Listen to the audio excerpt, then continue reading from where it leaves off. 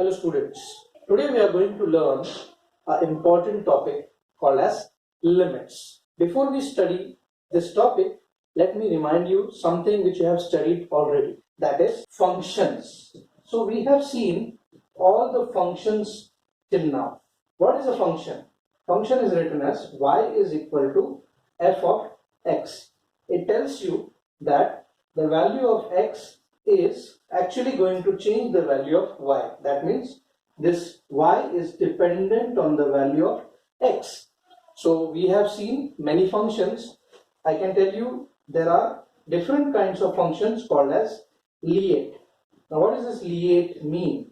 Lineate is logarithmic function which looks like y is equal to log x. Inverse function which you can see as y is equal to 1 upon x, because the value of the exponent of x is minus, therefore we say it is inverse function. Algebraic function which are very common, we can write as x square plus 5. So these are algebraic function. Trigonometric functions are also easy to recognize. For example, y is equal to sine x, cos x, tan x.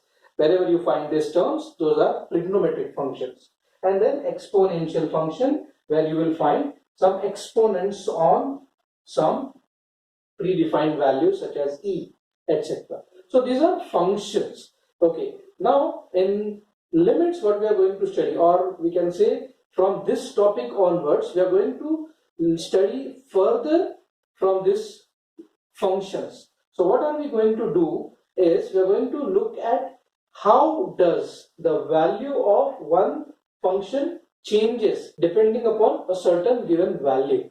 Okay, so we are going to see the change in the function, and from this we are going to start a very different or you can say a very new concept called as calculus. So in calculus we are going to study limits, derivatives and integration. So let us see the definition of limits. If we want to define limits, as the given definition is as x tends to a. Suppose the given variable x is going towards a number a.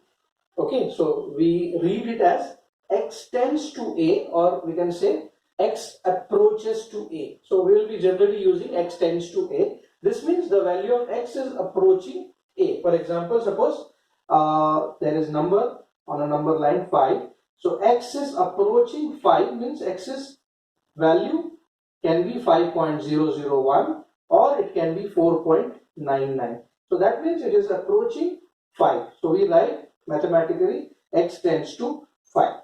And in this we also have to remember that x is never equal to 5. When we write x tends to 5, it means that x is never equal to 5. So we find the limit. Okay, so 5 is the limit.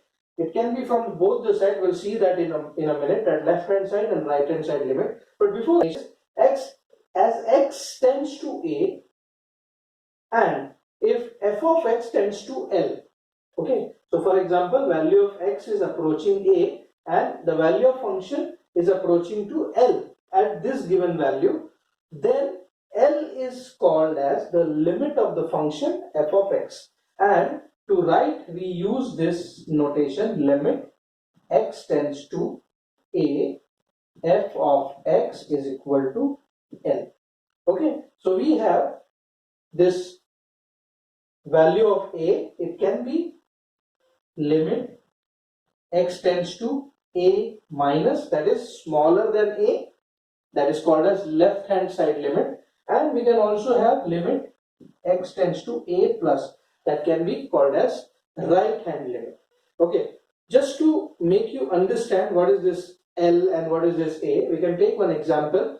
Suppose there is the concept of right hand side limit and left hand side limit. We will take this example. Let's say there is a function f of x is equal to x plus 10, and we have to evaluate this function at x is equal to 5. So we have this table made. So let's take one value, one or two values which are bigger than, very small, by very small amount, bigger than 5. So let's take 5.001. So if we put this value in this function, we will get f of x is equal to 15.001. Let's take another value, 5.010. So we'll get the value of function as 15.010. If you take another value 5.1, so we will get 15.1 as the answer. This is towards the right hand side of the given number 5. So as we are going away from the 5 towards right hand side, the answer is also, or the value of the function is also going away from this number 15. 0.01, 15.010. So we are seeing that the value is also going towards right hand side from the 15. As we come back on the left hand side, suppose we take 4.99. So the value of function becomes 14.99.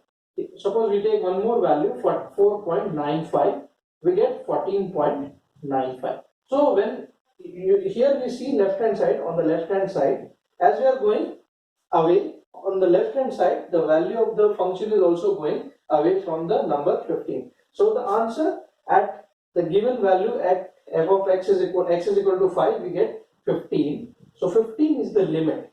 It is not becoming 15. It is either coming towards 15 from the right hand side, or it is approaching 15 from the left hand side. So as the value of x is going to 5, the value of function is approaching 15. So we will say 15 is the limit of this given function.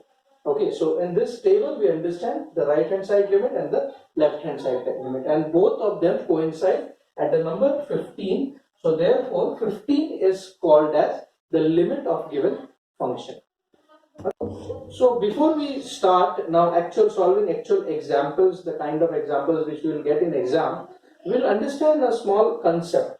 See, we know when we write a rational number, numerator upon denominator, so we know if a number is written as 5 upon 5, the answer for this is equal to 1. So same number upon same number is equal to 1.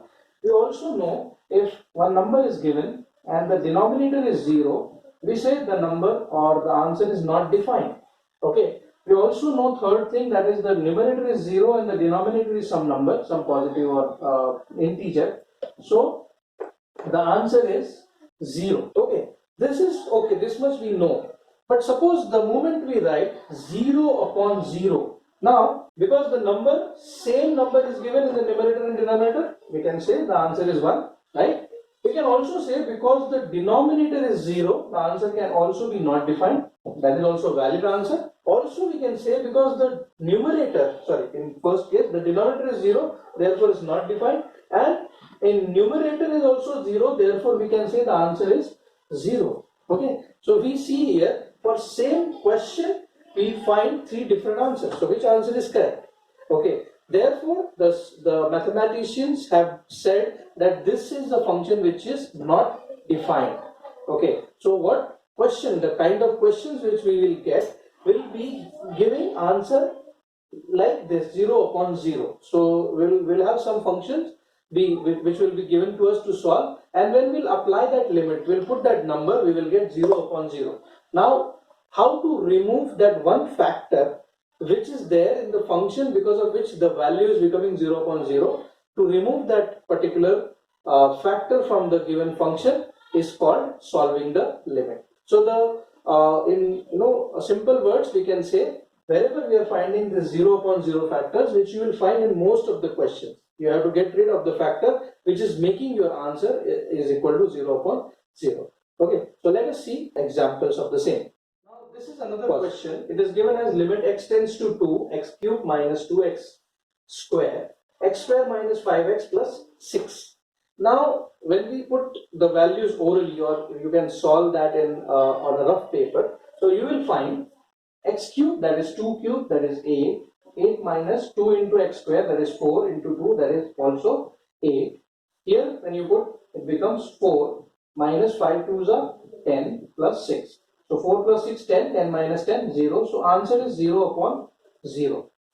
Now our job is to find that one factor which is actually making this function as 0 upon 0. So let us first simplify. So our first job is to simplify. Now when we simplify this, first thing we can do is take common.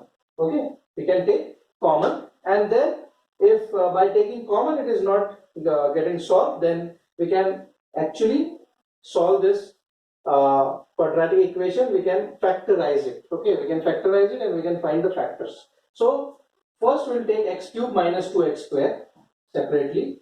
X cube minus 2x square.